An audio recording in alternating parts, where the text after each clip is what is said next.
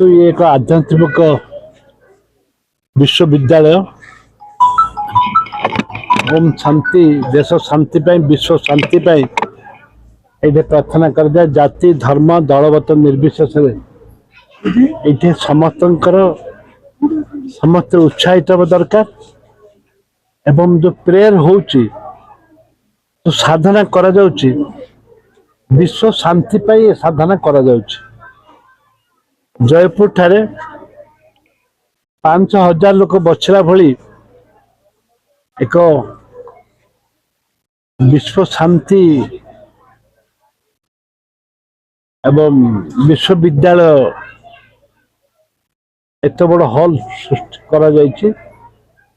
ତାର ନାମ ଦିଆଯାଇଛି ବି ଈଶ୍ୱରଙ୍କ ନାମରେ ନାମିତ କରାଯାଇଛି। ସେଥିପାଇଁ ମୁଁ ଏଇଠିକାର ଯେ ମୁଖ୍ୟ ଅଛନ୍ତି ତାଙ୍କୁ ଧନ୍ୟବାଦ ଦେବି।